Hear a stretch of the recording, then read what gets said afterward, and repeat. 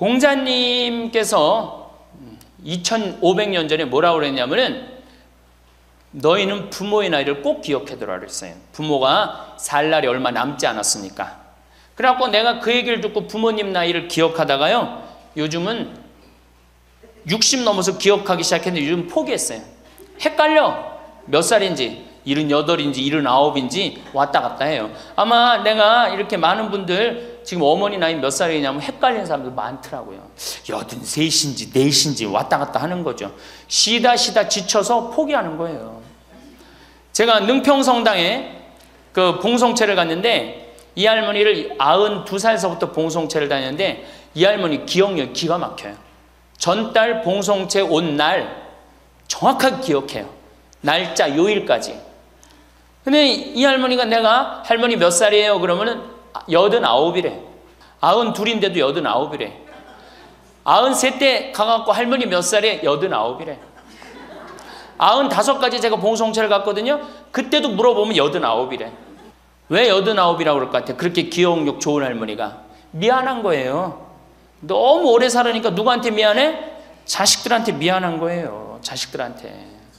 그러니까 지금 이게 우리 현대의 가장 심각한 문제는 뭐예요? 이게 안 죽는 거야. 안 죽는 거. 그럼 왜 안 죽느냐? 이게 의학이 발달해 갖고요, 죽을 만하면 살려 갖고 오고, 죽을 만하면 살려 갖고 오고, 그래서 죽고 싶어도 죽지도 못해요. 지금 1920년에 페니실린이 개발이 됩니다. 세계대전이 끝나고 난 다음에 페니실린이 보편화돼요. 페니실린 나오기 전에는 조금만 상처만 나도 죽었어요. 아물지 않으면. 안에 골마도 다 죽었어요. 근데 페니실린 나오고 난 다음부터 어떻게? 상처 나도 안에 골마도 페니실린 한 방만 넣으면 다 낫는 거예요. 전염병이고 뭐고. 그러니까 이제 안 죽기 시작한 거예요. 또 MIT 공대 아이들이 20세기의 최고의 발명품을 뭘로 아느냐면 칫솔로 봐요. 칫솔.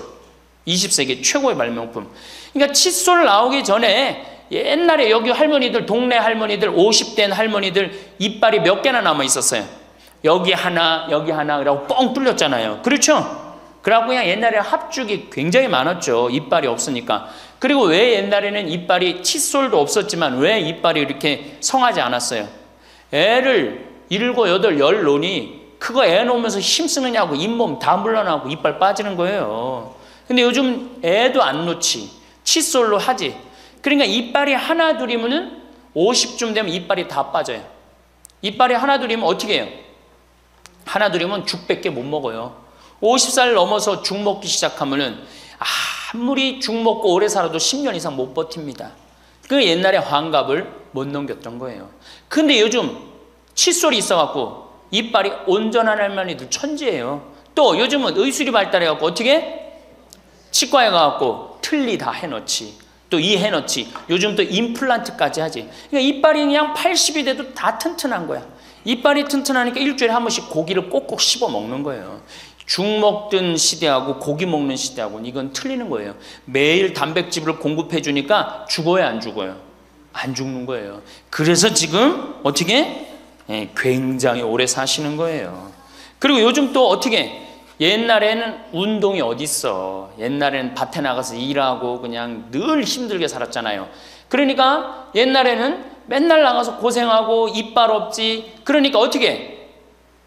그러니까 빨리 죽는 거예요. 근데 요즘은 건강식품 먹지, 운동하지, 헬스하지, 수영하지.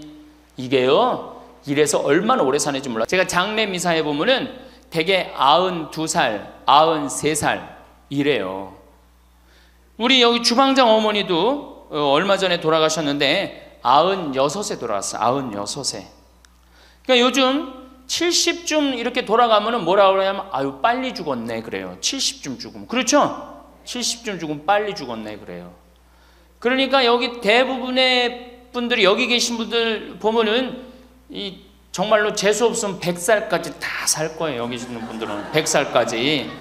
예. 까매서 한번 소구조사를 한번 해봐야 되겠다. 나 지금 70 넘었다. 손 들어봐요. 70 넘었다. 70은 나이도 아니네 보니까. 80 넘었다 하면 손 들어. 80. 우리 할머니 80 넘었어요? 몇 살이세요? 81. 이 할머니 여기까지 온 근력 보니까 105살까지 살게 생겼네. 예. 아니 80 하나인데 이렇게 정정한데, 근데 여러분들 천지가 그래요. 천지가. 우리가 2006년에 100살 넘은 사람이 몇 명이냐면 1960명이에요. 그러니까 거의 2000명 됐어요. 2007년에 몇 명? 4000명이에요. 4000명. 더블로 늘어나요. 더블로. 일본은 100살 넘은 사람이 3만 명이 넘어. 3만 명이. 그러니까 옛날에는 연령이 어떻게 돼 있었느냐면은 애들이 많았고 어른이 조금이었어요. 그래갖고 뭐 애들은 굉장히 많은데 나를 가면 갈수록 적어갖고 동네에서 60살 넘은 사람은 1명 내지 2명이야. 동네에서. 그러니까 60 환갑 넘었다 그러면 이렇게 지나가다도 환갑 넘은 할머니가 지나가면 절로 고개를 숙였단 말이에요. 어디 옛날에 할아버지 할머니, 환갑 넘은 할아버지 할머니 지나가는데 담배를 펴요. 피다가도 얼른 끄지. 근데 지금은 이게 우리나라가 65세 이상이 500만 명이에요. 500만 명. 65세 이상이. 60세가 훨씬 많아. 65세가. 미국은 3,300만 명. 65세 넘은 분들이. 또 이 일본은 2천만 명. 그러니까 존경을 하려고 해도 누굴 존경해? 이 수없이 많이 돌아다니는데 옛날에 하나 둘이어야지 존경을 해야지. 지금은 천지가 할머니 할아버지들인데 누굴 존경해? 누굴 존경해? 그냥 길에 채이는 게 할머니 할아버지인데 존경할 수가 없는 거예요. 혹시 우리 늙은이들 왜 존경하지 않나 이렇게 섭섭해하는 할머니 할아버지들이 착각하는 거예요. 하나 둘이어야지 존경해지. 신부도 본당 신부가 하나니까 3,000명 교우들이 존경하는 거예요. 본당 신부가 100명이다. 우리 본당에 신부가 100명이다. 존경할 거 안 할 것 같아. 채이는 게 본 신부인데, 근데 신부님 만나기 하늘의 별 따기보다 어려우니까 존경을 하는 거예요. 옛날에 할머니 할아버지들이 존경받았던 이유가 동네에서 거의 없었기 때문에. 중간에 다 죽었어. 근데 요즘 안 죽고 다 같이 가는 거야. 다 같이. 65세 이상이 500만 명이에요. 500만 명. 참고로 북한은 65세 이상이 몇 명이냐? 아니 북한은 평균 연령이 몇 세냐? 지금 30세예요. 북한은. 우리나라는 80세인데. 그러니까 우리나라 사람들이 북한보다 50년 더 사는 거, 평균 연령이. 그러니까 여러분들 지금 남한에서 사는 거 감사해 안 감사해요? 정말로 감사한 거예요. 우리가 지금 뭐 여러 가지 뭐 경제 불황이다 어쨌다 저쨌다 해도 6.25 끝날 때나 여러분들 해방될 때보다 지금 잘 먹고 잘 살아요, 못 살아요?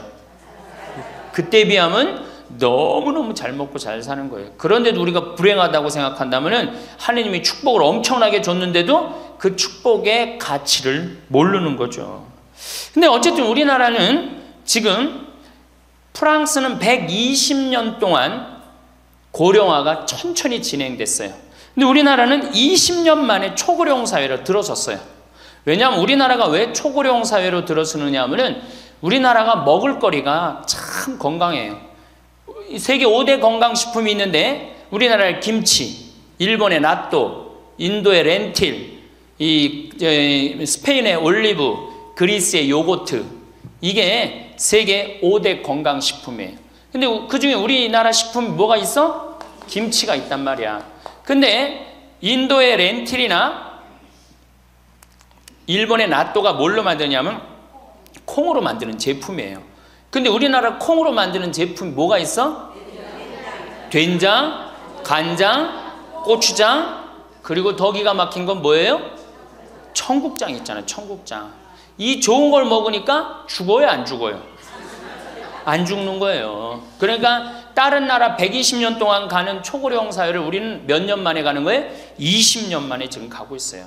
제가 병자성사를 가보면은요, 보통 95살 먹은 어머니를 며느리가 이렇게 모시면 며느리가 몇 살이냐면 70살이야. 70살.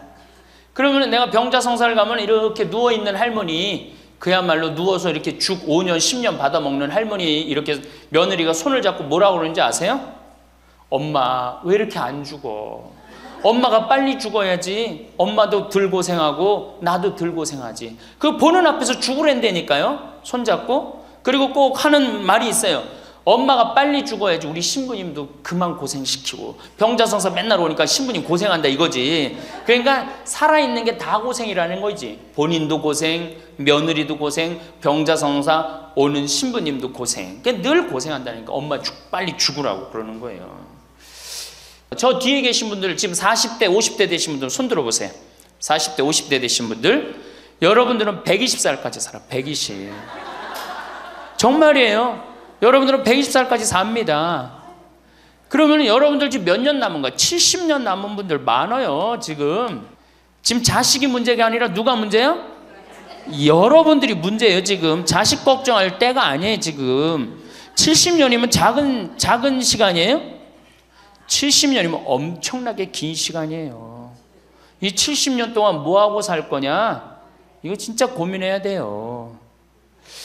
이렇게 오래 살 줄 모르고 노년에 대한 준비 안 하신 분들이, 이 노년에 대한 준비를 하신 분들은 과연 몇이나 되고, 노년을 준비 안 하신 분들은 얼마나 될까? 내가 보기엔 노년 제대로 준비한 사람들 10%도 안 돼요.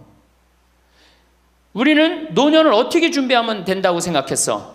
자식 하나 잘 키우면은 노년 준비 잘한다고 생각하고 있는 거예요. 근데 우리나라가 이 자식 교육의 맹목적이죠. 맹목적입니다. 이 세계에서 자식한테 이렇게 맹목적인 나라 없어요. 세계에서. 그러면은 우리 할머니들, 할아버지들이 왜 자식 교육을 맹목적으로 시켰느냐?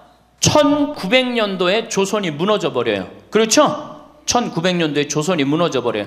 그럼 조선 무너지기 전에 500년 동안 양반, 상놈이 있었어. 그러니까 양반하고 상놈이 있었는데, 여기 계신 분들 뭐 다 지금 족보 있다고 그러죠? 나도 사실은 우리 집 족보 있다고 그러지만은 이게 얼마나 믿어야 될지 몰라. 왜냐하면은 조선시대 양반이 10%밖에 안 됐어요. 100명 중에 10명만 양반이었어요. 충청도가 10%, 경상도는 4%밖에 안 됐어요. 그러면 90%는 다 뭐야? 상민이야, 상민. 노예든 노비든 뭐 백정이든 전부 다 서름 받고 살았어요. 옛날에 노비가 얼마나 서름을 받고 살았느냐 하면은, 말을 타고 지나가다가도 양반 집을 지나가면은 양반 이 담이 시작되는 곳에서 말에서 내려야 돼요. 말 타고 양반 못 지나가요. 그러면은 말 타고 말을 끌고 가다가 양반 담이 끝나는 데서 다시 타고 갔어요. 만약에 그냥 말 타고 지나가다가 걸리면은 멍석마리로 맞았어요. 그러니까 그냥 수백 년 동안 서러웠던 게 1900년대 순식간에 무너져 버렸어. 양반, 상놈, 계급이 무너져 버렸단 말이야. 이제 뭐만 하면 출세할 수 있어? 공부만 하면 출세할 수 있었던 거예요. 공부만. 그러니까 그냥 공부만 하면 판검사 되면 모든 게 이제 내 원한, 그동안 수백 년 동안 쌓였던 원한 한을 다 풀 수 있다. 그래갖고 이제 나는 못 먹어도 논 팔고 소 팔고 정말 나 먹고 싶은 거 쓰고 싶은 거 못하는 한 있어도 누구는 교육시켜? 자식은 교육시키겠다 이거. 자식은. 그러니까 그냥 있는 돈 없는 돈 팔아서 마련해 갖고 여러분들 어떻게 했어요? 자식 공부를 시킨 게 바로 여러분들 세대예요. 여러분들이 정말로 내가 이렇게 오래 살 줄 모르고 자식 하나 출세시켜 갖고 그동안 수백 년 동안 서름을 다 날려버리겠다. 그래 갖고 우리나라가 교육률이 세계에서 최고로 높았던 거예요.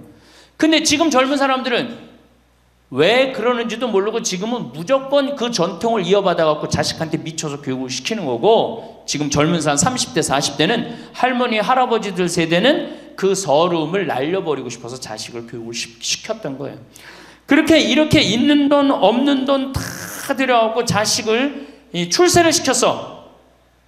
출세를 시키면 호강할 줄 알았는데 자식이 출세하면은 호강합니까 안 합니까?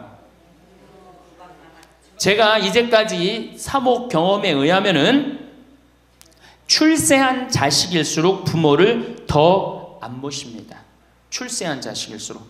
부모가 서울대학 뭐 연고대 정말 대학 졸업시켜갖고 내가 출세를 했어요. 그래갖고 집에 비데가 있어. 비데. 화장실에 가면 물 나오는 거 있죠? 비데도 있고 이태리 대리석도 있고. 집은 삐까번쩍하게 기가 막히게 했는데 늙은 우리 무식한 엄마는, 무식한 아버지는 그 집에 어울려요 안 어울려요?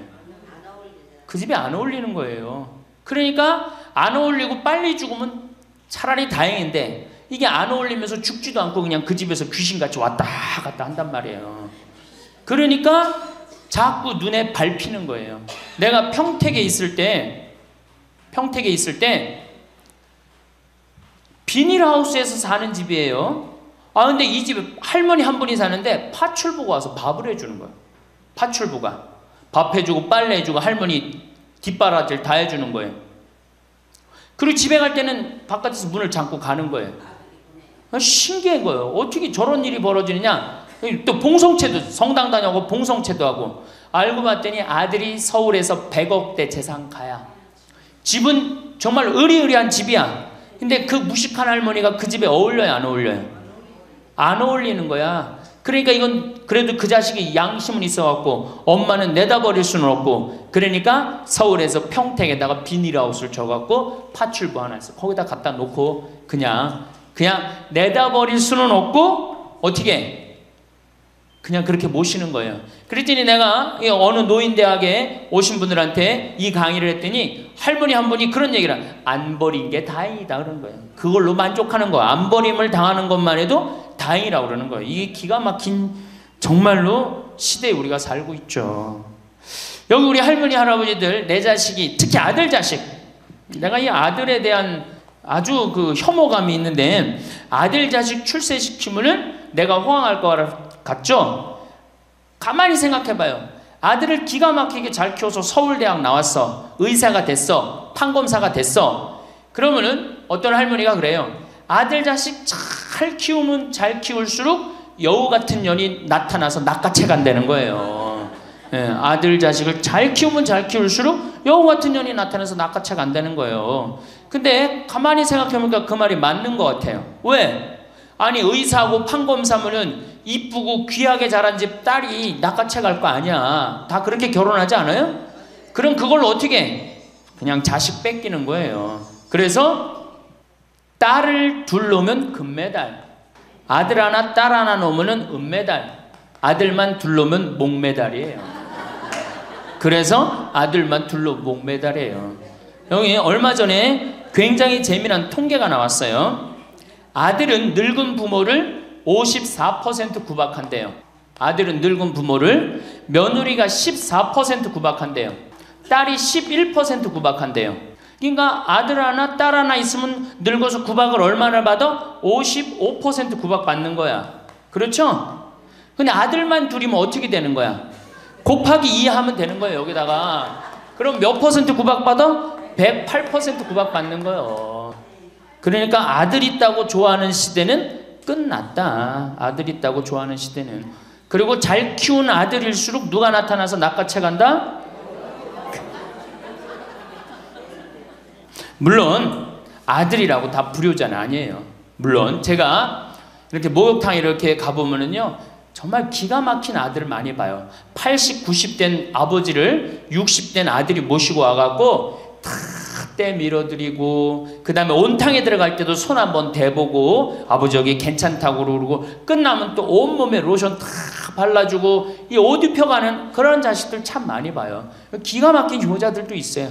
또 음식점에 가보면은 큰 늙은 그냥 꼬부랑 할머니 모시고 와갖고 고기 구워서 입에 넣어드리는 자식들도 참 많이 봐요. 그렇게 효도하는 자식들도 있는데 그 몇 퍼센트냐? 10% 이상 넘지 않을 거려.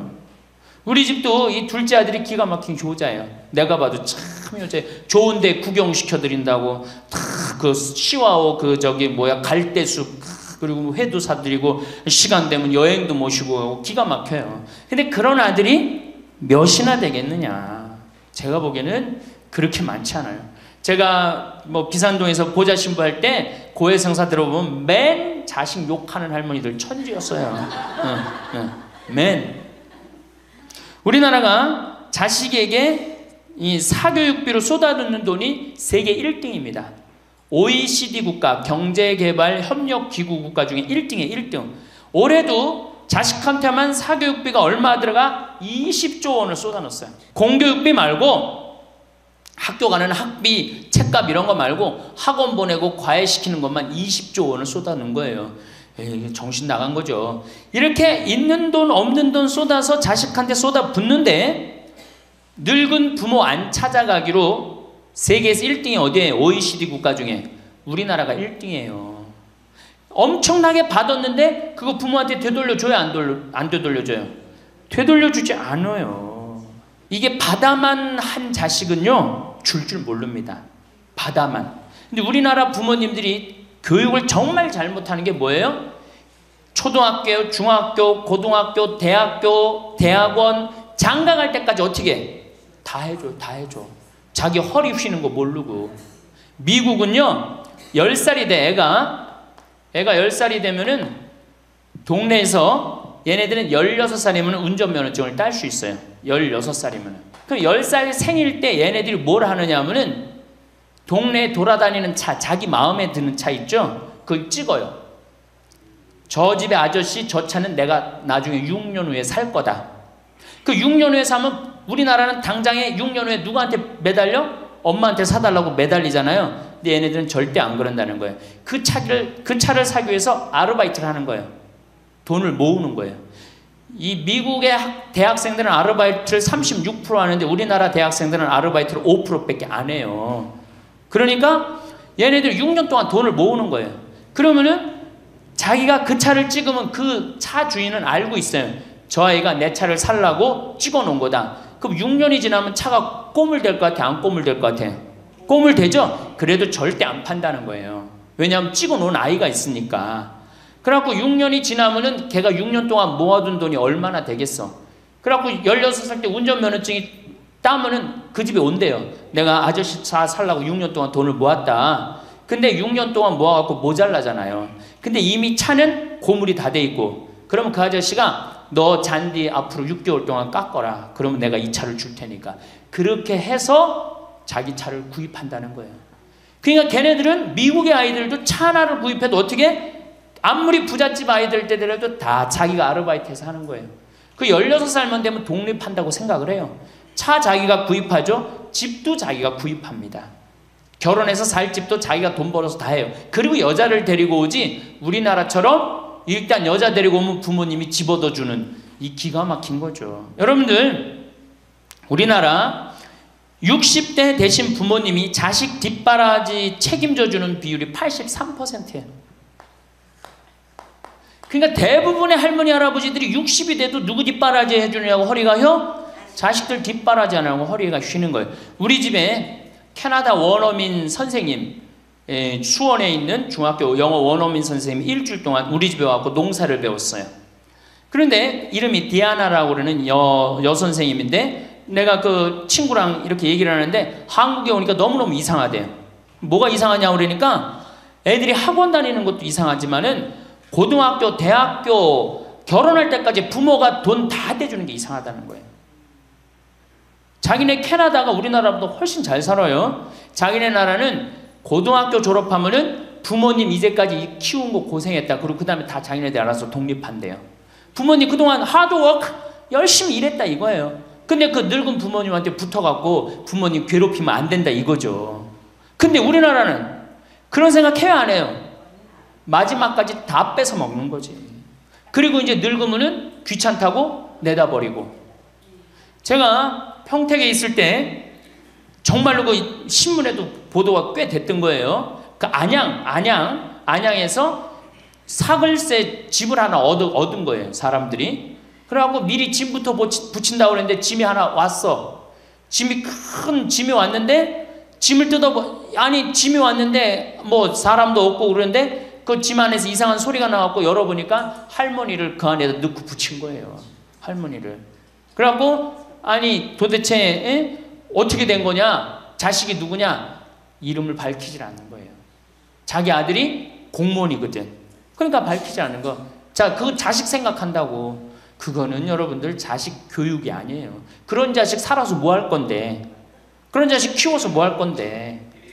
그러니까 우리나라는 이게 자식한테 너무 맹목적인 사랑을 하면서 그게 교육인 줄 알고 있는 거예요. 자기가 인생을 살아가면서 힘든 것도 배우고 즐거운 것도 배우고 보람도 느껴야 되는데 너는 뭐만 잘하면 돼? 공부만 잘하면 돼. 공부만 잘하면 돼. 그러니까 자기만 알고 자란 놈이죠. 그러니까 이기적으로 자란 놈이 이타적으로 살 것 같아요? 절대 못 삽니다. 우리 어렸을 때는 어머니가 부침개를 했어. 그럼 어떻게 해요? 이 집에도 갖다 줘라, 저 집에도 갖다 줘라. 그러면서 동네 돌아다니면서 이 갖다 주는 재미, 그러면서 나누는 것도 배우잖아요. 요즘 애들이 그런 애들이 어디 있어요? 아파트 문 닫으면 끝인데. 그렇게 자라는 애들이 남을 생각할 것 같아요? 어떻게 해서든지 4배만 채우면 되는 걸로 자란지. 저는 요즘 텔레비전에서 우리나라 지금 정책 결정할 때 너무 답답한 결정들이 굉장히 많이 나와요. 어떻게 저런 결정을 할까? 국민들 생각을 하는 걸까? 안 하는 걸까? 그런데 그 결정하는 애들이 다 누구야? 초등학교 때 공부 잘하고 중학교, 중고등학교 공부 1, 2등 하고 서울대학 가고 행정고시, 외무고시 이런 거 다 합격한 애들이 결정한 거예요. 자기만 알고 잘한 애가 결정하는 거예요. 내가 하버드대나 몇몇 대학에 들어가는 그 활동 그것도 써준 적이 있는데 그 들어가는 애들, 걔네들은 뭘 제일 중요하게 여겨요? 봉사활동. 사회봉사활동을 얼마나 잘했느냐. 그러니까 1년, 2년 세계로 돌아다니면서 봉사활동 하는 거예요. 근데 우리는 봉사활동도 다 어떻게? 다 거짓말로 꾸며갖고 들어가는 거예요. 예. 여기 그렇게 써달라고 오는 사람들도 많아요. 예. 그리고 봉사활동 오겠다고 그러고도 약속 어기는 사람들도 많아요. 정말로 그렇게 해갖고 자식을 키우면은 뭐 할 건데요? 자식 하나 대학 졸업시키는데 드는 돈이 약 3억 정도 들어가요. 3억. 내 자식 둘을 졸업시켰다. 그럼 얼마가 들어가? 6억이 들어가. 6억. 셋을 졸업시켰다. 9억이 들어가. 9억. 그럼 늙어서 내가 정말로 풍요롭게 쓰는데 돈이 얼마 정도면 필요하냐면 5억에서 10억 정도예요. 그러니까 내가 자식 대학만 안 보내면 어떻게? 내가 풍요롭게 쓸 수 있는 거예요. 저 뒤에 계신 젊은 분들 대학 보낼 생각하지 마세요. 여러분들 우리나라가 고등학교 졸업해갖고 대학교 들어가는 게 83%가 고등학교 졸업하는 아이들이 대학 가요. 우리나라보다 훨씬 잘 사는 일본이 고등학교 졸업하고 대학 얼마 들어가? 50% 들어가요. 그 다음 유럽이 대학 졸업하고 30% 들어가요. 우리나라는 고등학교 졸업하면 아무나 진짜 공부하기 싫은 놈이나 꼴통이나 문제 일으키는 놈 아니면 다 대학 가는 거야. 다 대학 가요. 일본은 할 만한 놈만 가는 거예요. 일본은. 유럽은 진짜 똑똑한 놈만 가는 거예요. 그래서 독일은 대학 졸업하면 문패에다 대학 졸업했다는 표시를 써놔요. 그만큼 대학 졸업하는 게 힘든 거예요. 근데 우리는 아무나 대학 졸업 다 해요. 아무나. 그 좋은 대학 가면 몰라. 머리는 완전히 그냥 정말로 돌머리인데 그냥 무슨 지방 제3대학, 4대학 나왔고 취직을 해요? 올해 여러분들 100명 졸업한 중에 취직 몇 명 했어? 3.8명에서 3.8명. 96명이 취직을 안 하고 놀고 있어요. 대학원 졸업했겠다. 손에 기름 묻히긴 싫겠다. 엄마 아버지 등 뜯어먹고 살고 있는 거예요. 아까 얘기했잖아. 83%가 60이 돼도 자식 책임진다고. 대학 졸업하고 취직을 해야지 자기 구실을 할 거 아니야. 차라리 대학 졸업하고 취직도 못할 양이라면 어떻게 하는 게 좋아요? 안 보내고 그 돈 모아갖고 애 가게 차려주는 게 훨씬 낫지. 아니면 그 돈 모아갖고 나 노후 대책 드는 게 훨씬 낫지. 우리나라의 대학을 때려 부시지 않으면 경쟁력이 없어요. 때려 부셔야 돼요. 유럽보다 대학이 10배가 많아. 10배가. 유럽보다 대학이. 근데 그 대학이 경쟁력이 있느냐? 55개 국가 중에 경쟁력이 3등이에요. 우리나라 대학이. 그러니까 다 미쳐있는 거야. 내가 보기에는 다 미쳐있는 거야. 그냥 제발 좀 정신 좀 차리세요. 저 뒤에 계신 분들. 앞으로 몇 년 남아있어요? 70년 남아있어요. 있는 돈 없는 돈 자식한테 쏟아낼 게 아니에요. 우리 할머니 할아버지들 자식 걱정해서 자식들한테 잔소리한들 자식들이 귀담아 듣습니까? 챙겨나면 귀담아 들어야 안 들어요? 뭐 한다고 그래? 노망 떤다고 그러지. 우리 엄마 아는 것도 없고 무식한데 웬 챙겨를 이렇게 하느냐고 엄마나 잘하라고 그러고 구박하죠. 그러니까 지금 우리 할머니 할아버지들도 자식 걱정할 때가 아니야. 이제는 누구 걱정해?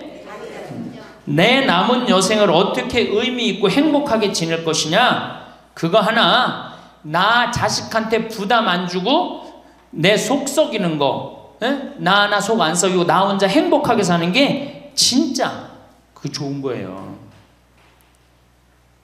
제가 외국 여행 다녀보니까 선진국에서 돈 쓰는 사람들은 다 할머니, 할아버지들이에요. 백화점에서 양장 사 입고 양복 사 입는 분들 다 누구야? 할머니, 할아버지들이에요. 내가 뭐 프랑스, 파리, 쌍젤리제 거리, 그 다음에 이탈리아, 나보나 광장 이런 데 다 다녀보잖아요. 밤에 누구만 돌아다녀요? 할머니, 할아버지들만 돌아다녀요. 거기서 다 팔짱 끼고 나와서 와인 마시고 맥주 한 잔 마시고 그리고 들어가세요. 우리나라 명동 밤거리에 누구만 돌아다녀요? 젊은 애들만 돌아다니죠? 할머니는 그 시간에 뭐해? 뒷방에 쥐처럼 웅크리고 있는 거예요. 정말로. 그래갖고 명동에 나가면 할머니들, 할아버지도 구경할 수 없는데 탑골 공원에 가보면 할머니들이 거기서 뭐하고? 비둘기하고 놀고 있잖아. 놀아주는 사람도 없으니까. 비둘기하고 놀아주고 있는 거예요. 제발 그러지 마시고 가지고 있는 거 쓰고 돌아가세요. 쓰고. 그리고 제발 다니세요. 그리고 우리 할머니들 지금 오늘 1박 2일 이렇게 나와주는 거 이거 며느리한테 굉장히 좋은 거예요. 나 며느리랑 산다 한번 손 들어봐. 며느리랑 사는. 며느리랑 사는 분은 가능한 한 집에서 자꾸 나가주는 게 좋은 거예요. 하루라도 집을 비워주는 게 며느리가 좋은. 생각해봐. 30년 40년 시어머니하고 같이 산다고 생각을 해봐요. 아침부터 저녁까지 그냥 얼굴 마주보고 산다고 생각해봐. 얼마나 힘들어. 귀 있을 때마다 뭐 해주는 게 좋아? 나가주는 게 좋은 거예요. 그러니까 가능한 한 나가 돌아다니고, 아침에 해 뜨면 집에 나와갖고 해 지면 집에 이제 들어가는 거, 그게 좋은 거예요. 그래갖고 청승맞게 탑골공원 그런 데 가면 안 되고 이런 데.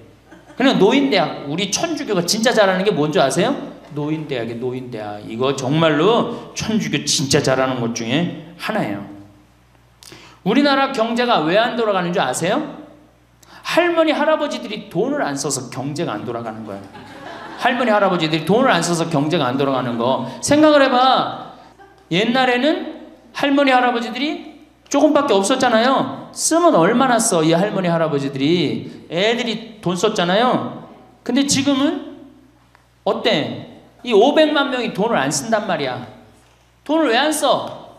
돈을 왜 안 쓰냐면은 내가 가지고 있는 집, 이거 누구한테 물려주려고 안 쓰는 거야?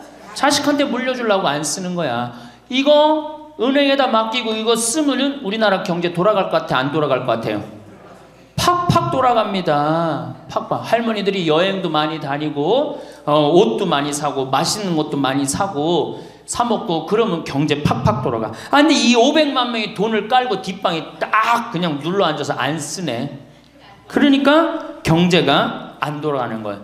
다 쓰시다가 돌아가실 때 통장에 500만 원만 남겨놓고 돌아가세요. 500만 원만 통장에 다 쓰다가 신부님 500만 원으로 무슨 장례를 합니까? 부주금 들어오잖아. 부주금. 이 부주금 갖고도 싸우는 사람 많아요. 네가 더 갔느냐 내가 더 갔느냐 그리고 싸우고 앉아있다고. 세상에 부모 돌아가셨는데 부주금 갖고 그래갖고 형제끼리 싸워갖고 죽고 그러는 경우도 많아요. 얼마나 이게 우리나라가 지금 정말 불행한 거예요. 다 쓰다가 통장에 얼마만 남기고 죽어? 500만 원만 남기고 죽을 때 어떻게 죽어? 꼴까닥 죽어버리란 말이야. 다 쓰다가 통장에 500만 원만 남으면 꼴까닥 죽게 돼 있어요. 근데 안 쓰고 뒷방에 들어 앉으면 10년 20년 벽에 똥치라고 사는 거예요. 저는 우리 형제들한테 이미 공표했어요. 어머니가 돌아가시든지 아버지가 돌아가시든지 부주금 들어오면 형제들이 한 푼도 손 못 댄다. 그거 내가 다 가지고 과원이나 양론에 집 한 채 져준다. 어머니 이름이나 아버지 이름으로. 얼마나 멋있어. 그렇게 멋있게 살다가 가야 되지 않아요? 이건 죽으나 사나 내 자식밖에 모르고 사니 이게 얼마나 나라가 빡빡하고 답답해요. 우리나라 그냥 다른 빌 게이츠 240억 달러를 사회에 기증해놨잖아요. 우리나라는 어떻게 한 푼이라도 더 자식한테 재산, 돈 많은 사람들이 재산 자식한테 더 준다고 편법 쓰고 불법 쓰고. 정말 얼마나 답답해요. 우리 할머니들은 다 쓰다가 통장에 500만 원만 남기고 죽든지, 만약에 죽으려고 그랬는데도 아직도 돈이 남았다 그러면은 본당 신부한테 갖다 줘. 여러분 한시민한테 갖다 주란 말이야.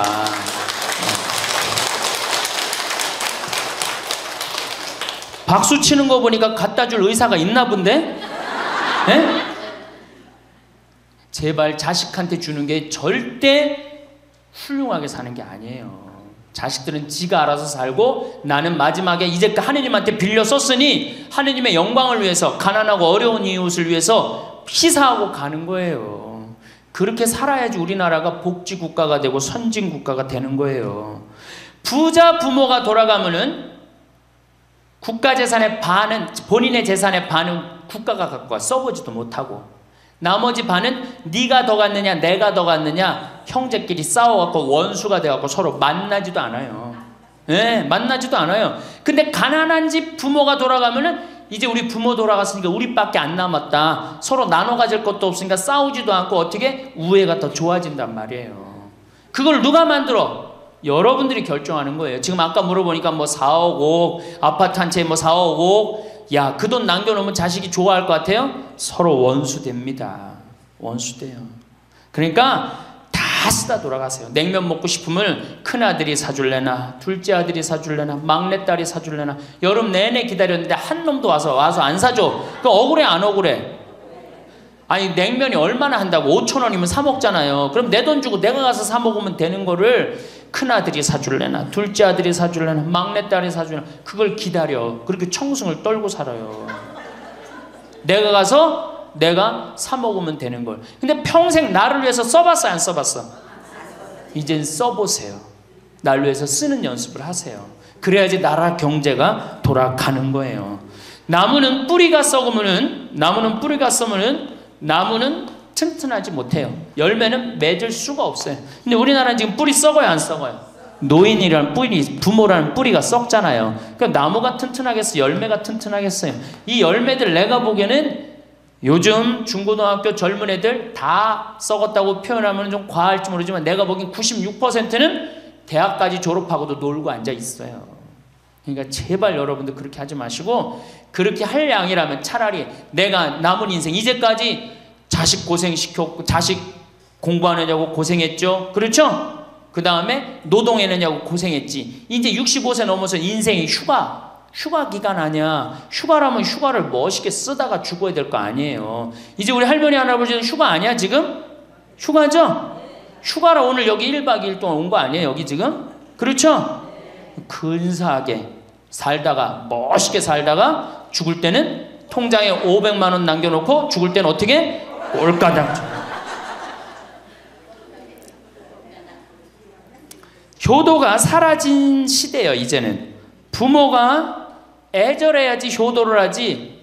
부모가 내가 부모가 없으면 내가 정말로 이게 안 되겠구나 이래야 되는데 지금 내가 50, 60이 됐는데도 부모가 살아있어 안 살아있어요? 50, 60이 돼도 부모가 살아있어요. 내 몸 하나 건사하기 힘든데 누구까지 책임져? 80, 90된 어제 성당에서 교육을 받으러 왔는데 자기 부모 살아있는 분 손들어 보니까 많더라고요. 몇 살이냐니까 100살이래 100살. 그래갖고 자식들이 어떻게 됐냐 그러니까 자식들이 먼저 죽었대요. 너무 오래 살으니까 자식 앞세우는 할머니들도 굉장히 많아요. 100살이래요. 요즘 90 넘는 거는 아주 쉬운 일이에요. 웬만해야지 효도할 거 아니야. 먼저 죽는데 모시다가 먼저 죽는데. 조선시대만 하더라도 부모님을 그저 10년만 정성스럽게 모시면 부모님이 알아서 돌아가 주셨어요. 알아서 돌아가 주셨어요. 그런데 요즘 부모님들은 20년을 모셔도 30년을 모셔도 돌아갈 생각을 안 하는 거예요. 100살을 산다면 거의 50년을 모셔야 되는 거예요. 그러니까 자식들이 부모 모시다 지치는 거예요. 자식들이 부모 모시다 지치는 거예요. 김병에 효자 없다는 말뿐만 아니라 오래 사시는 늙은 부모님한테도 효자 없게 되어 있습니다. 생각해 보십시오. 내 나이가 70이 다 됐는데도 내 몸 하나 건사하기도 힘든데 100살 된 부모님 모시는 거 쉬운 일이 아닌 거예요. 제일 좋은 건 뭐예요?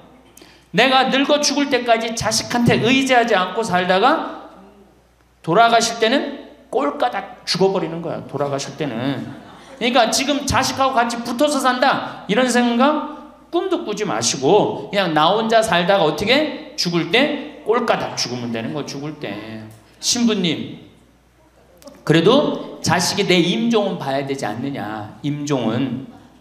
임종은요, 부모님 조선시대에 또 그 전에 한 평균 연령 37세, 40세 때 자기 부모님 돌아가시는 거 못 보면 한이 됐어요.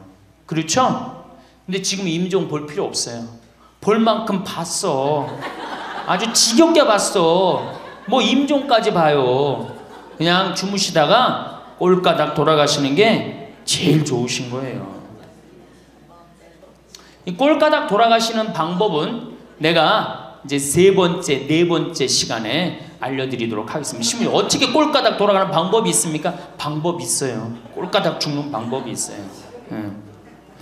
우리 옛날에 뭐라 그래? 요즘 뭐라 그래? 9988이라고 그러죠?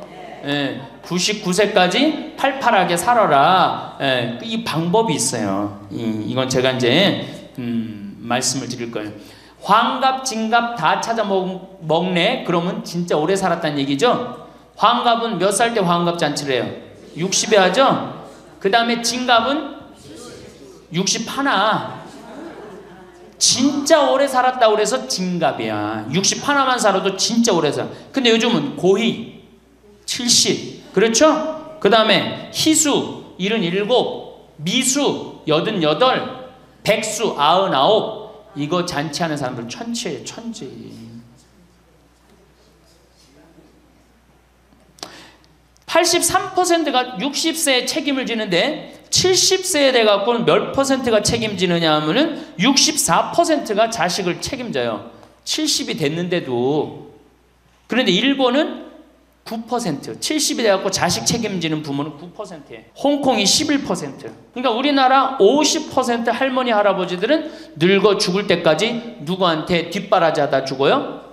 자식 뒷바라지하다 죽어는. 이걸 문서 없는 노비라고 그래요. 문서 없는 노비야. 완전히 죽을 때까지 노예야, 노예. 그러니까 그렇게 하시면은 안 됩니다. 이제 여러분들 인생을 사셔야 돼. 우리는 참 많은 것을 내어주며 살아왔습니다. 가족을 위해, 사랑하는 사람들을 위해 나의 시간과 마음, 그리고 꿈까지도 기꺼이 내려놓았습니다. 그것이 당연한 일이라 생각했고, 그렇게 사는 것이 옳은 길이라 믿었습니다. 아침 일찍 일어나 가족의 식사를 준비하고 밤늦게까지 집안일을 돌보며 나의 피로와 아픔은 뒤로 미루었습니다. 그 시간들이 쌓여 지금의 우리를 만들었고, 그 헌신 속에서 우리는 누군가의 든든한 버팀목이 되어 주었습니다. 하지만 어느 순간 문득 이런 생각이 듭니다. 나는 지금 어디에 있는 걸까? 이렇게 많은 것을 주고 이렇게 열심히 살아왔는데 정작 나 자신은 어디로 사라져버린 걸까? 거울을 보면 익숙한 얼굴이 보이지만 그 속에서 진짜 나를 찾기가 어렵습니다. 내가 무엇을 좋아하는지, 무엇을 하고 싶은지, 어떤 삶을 꿈꾸는지조차 가물가물합니다. 모든 것을 남에게 쏟아붓다 보니 정작 나를 위한 시간은 단 한 번도 가져본 적이 없었다는 사실을 깨닫게 됩니다. 그리고 그 깨달음과 함께 밀려오는 공허함은 말로 표현하기 힘들 만큼 깊고 무겁습니다. 이 공허함은 갑자기 찾아온 것이 아닙니다. 아마도 오래전부터 조금씩 쌓여왔을 것입니다. 다만 우리가 너무 바쁘게 살아왔기에 그 신호를 느낄 겨를이 없었을 뿐입니다. 가족을 돌보고 집안을 꾸리고 관계를 유지하는 일에 온 힘을 쏟다 보면 나 자신의 목소리는 점점 작아집니다. 처음에는 조금만 참으면 된다고 생각했습니다.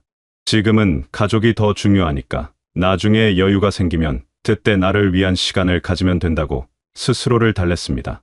하지만 그 나중은 좀처럼 오지 않았고 어느새 우리는 나 자신을 완전히 뒤로 밀어두는 것이 습관이 되어버렸습니다. 그렇게 살아온 시간 속에서 우리가 마주한 현실은 때로 냉정합니다. 우리의 끝없는 배려와 희생이 언제나 고마움으로 돌아오는 것은 아니었습니다. 오히려 당연하게 여겨지기도 했고 때로는 더 많은 것을 요구받기도 했습니다.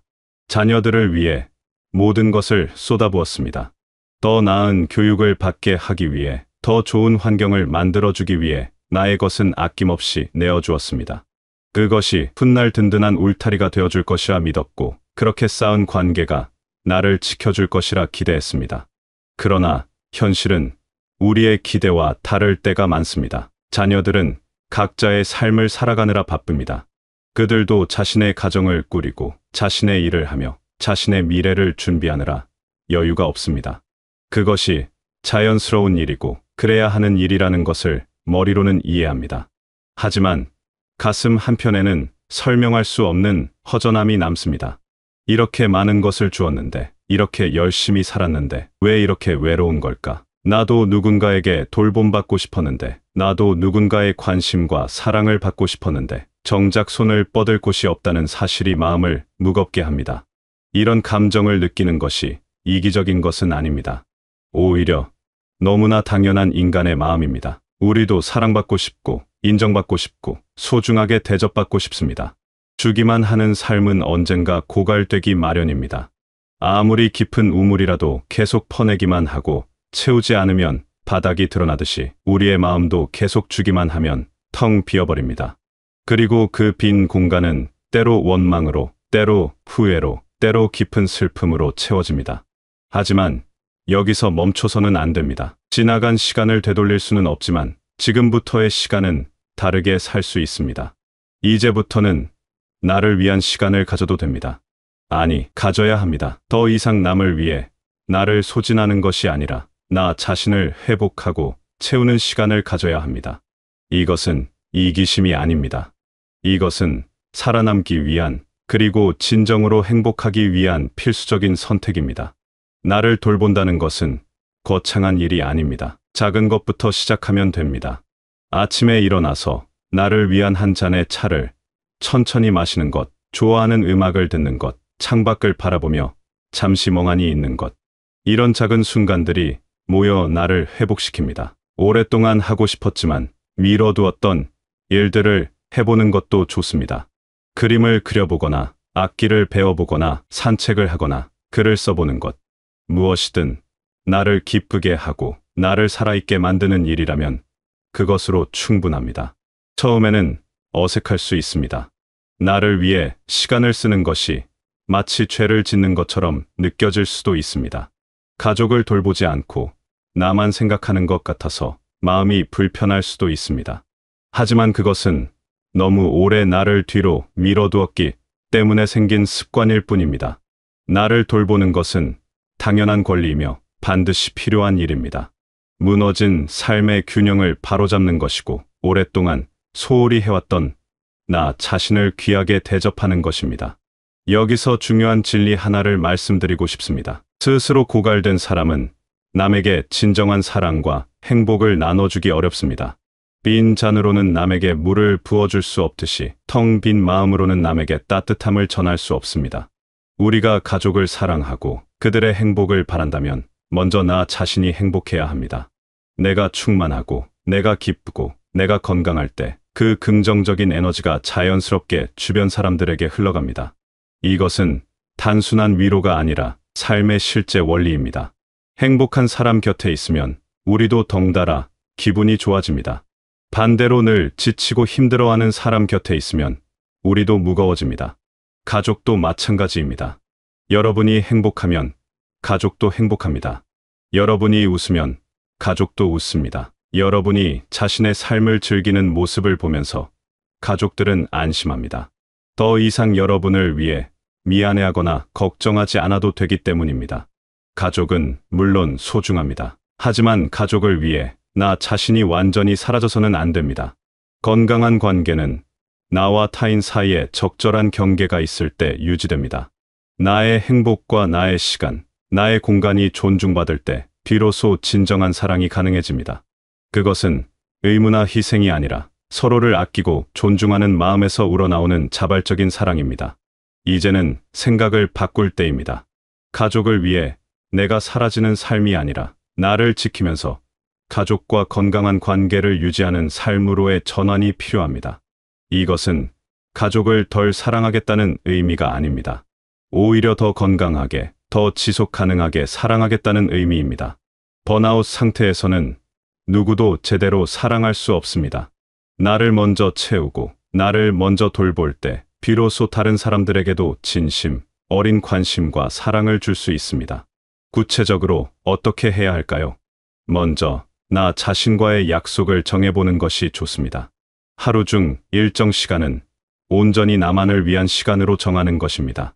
그 시간만큼은 누구의 요청도, 누구의 필요도 우선순위에 두지 않습니다.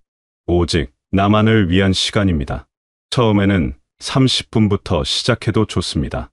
그 시간 동안 무엇을 하든 그것이 나를 기쁘게 한다면 그것으로 충분합니다. 또한 내가 정말로 원하는 것이 무엇인지 탐색하는 시간을 가져야 합니다. 너무 오래 나를 뒤로 밀어두다 보니 정작 내가 무엇을 좋아하는지조차 잊어버렸을 수 있습니다. 천천히 나 자신을 다시 알아가는 시간이 필요합니다. 어떤 음식을 먹을 때 가장 행복한지, 어떤 활동을 할 때 가장 생동감을 느끼는지, 어떤 사람들과 함께 있을 때 가장 편안한지, 이런 것들을 하나씩 발견해가는 과정 자체가 나를 회복시키는 여정입니다. 그리고 중요한 것은 거절하는 법을 배우는 것입니다. 모든 요청에 응할 필요는 없습니다.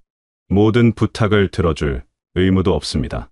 내가 할 수 있는 범위 내에서 내가 진심으로 하고 싶은 일만 하면 됩니다. 거절한다고 해서 사랑이 줄어드는 것도 아니고 관계가 끊어지는 것도 아닙니다. 오히려 건강한 경계를 설정함으로써 관계는 더 단단해집니다. 서로의 한계를 인정하고 존중할 때 비로소 진정한 관계가 시작됩니다. 물론 이 모든 것이 쉽지는 않을 것입니다. 오래된 습관을 바꾸는 것은 언제나 어렵습니다. 주변 사람들도 처음에는 낯설어할 수 있습니다. 항상 자신들을 먼저 생각하던 여러분이 갑자기 자신을 돌보기 시작하면 그들은 당황할 수 있습니다. 심지어 이기적이라고 말할 수도 있습니다. 하지만 그것은 그들이 여러분의 희생에 익숙해져 있었기 때문입니다. 시간이 지나면 그들도 이해하게 될 것입니다. 여러분이 행복해지는 것이 결국 모두에게 좋은 일이라는 것을 깨닫게 될 것입니다. 변화는 한 번에 일어나지 않습니다. 작은 실천들이 모여 큰 변화를 만듭니다. 오늘 나를 위해 작은 선택 하나를 했다면 그것으로 충분합니다. 내일은 또 다른 작은 선택을 하면 됩니다. 그렇게 하루하루 나를 위한 선택들을 쌓아가다 보면 어느새 삶이 달라져 있을 것입니다. 더 이상 텅 빈 기분이 들지 않을 것이고 더 이상 나를 잃어버린 것 같은 느낌이 들지 않을 것입니다. 이 변화의 과정에서 가장 중요한 것은 나 자신에게 인내심을 갖는 것입니다. 오래 습관이 된 생각과 행동을 바꾸는 일은 시간이 걸립니다. 때로는 다시 예전의 패턴으로 돌아가는 것처럼 느껴질 수도 있습니다. 하지만 그것도 괜찮습니다. 완벽하게 변할 필요는 없습니다. 중요한 것은 조금씩이라도 나를 향해 나아가고 있다는 사실입니다. 한 걸음 전진하고 반 걸음 후퇴하더라도 그것은 여전히 앞으로 나아가는 것입니다. 또한 이 여정에서 혼자가 아니라는 것을 기억하십시오. 여러분과 같은 마음을 가진 사람들이 많이 있습니다. 자신을 돌보고 싶지만 어떻게 시작해야 할지 모르는 사람들, 자신의 행복을 찾고 싶지만 죄책감을 느끼는 사람들, 이런 마음을 나눌 수 있는 사람들을 찾는 것도 도움이 됩니다. 서로의 이야기를 들어주고 서로를 격려하며 함께 성장할 수 있습니다. 남은 시간은 그 누구의 인생이 아니라 바로 여러분 자신에게 돌려주어야 하는 선물 같은 시간입니다. 이미 충분히 많은 것을 주었습니다. 이미 충분히 헌신했습니다. 이제는 여러분이 받을 차례입니다. 가족이라는 이름으로, 책임이라는 이름으로 더 이상 여러분 자신을 포기하지 마십시오. 지금부터라도 나를 아끼고, 나를 존중하고, 나를 사랑하는 삶을 선택하는 용기를 내시길 바랍니다. 이 용기는 결코 작은 것이 아닙니다. 평생을 남을 위해 살아온 사람이 이제 나를 위해 살겠다고 결심하는 것은 엄청난 용기가 필요한 일입니다. 하지만 그 용기를 낼 만한 가치가 있습니다. 여러분은 행복할 자격이 있습니다. 여러분은 사랑받을 자격이 있습니다. 여러분은 충만한 삶을 살 자격이 있습니다. 그 자격은 누가 주는 것이 아니라 태어날 때부터 가지고 있던 것입니다. 다만 우리가 그것을 잊고 살았을 뿐입니다. 이제 그것을 기억해 내실 때입니다. 여러분의 행복이 곧 가족 전체의 행복을 위한 가장 단단한 시작점이 될 것입니다. 여러분이 웃을 때 집안이 밝아지고 여러분이 기뻐할 때 모두가 안심합니다. 여러분의 행복은 여러분 혼자만의 것이 아닙니다. 그것은 여러분을 사랑하는 모든 사람들에게 전해지는 선물입니다. 그러니 오늘부터 나를 위한 작은 실천을 시작해 보십시오. 나를 기쁘게 하는 일, 나를 편안하게 하는 일, 나를 살아있게 만드는 일을 하나씩 해 보십시오. 그것이 무엇이든 상관없습니다. 중요한 것은 그것이 여러분을 위한 것이라는 사실입니다. 그 작은 실천들이 모여 여러분의 삶을 변화시킬 것입니다. 여러분은 이미 충분히 많은 것을 해냈습니다. 이제는 여러분 자신에게 집중할 시간입니다. 여러분의 남은 시간이 진정으로 여러분 자신의 것이 되기를, 그 시간 속에서 여러분이 오래 잊고 있던 기쁨과 평화를 다시 찾게 되기를, 그리고 그 행복이 여러분 주변의 모든 사람들에게도 따뜻하게 전해지기를 진심으로 바라겠습니다. 여러분은 그럴 자격이 충분한 분입니다. 이제 그 자격을 마음껏 누리시길 바라겠습니다.